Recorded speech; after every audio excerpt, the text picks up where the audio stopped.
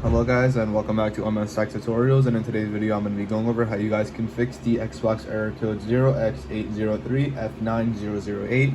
And let's get started. So the first thing I recommend you guys doing is clicking on the Xbox logo on your controller. From here you want to go down to Profile and Systems and then go ahead and just sign out of your account.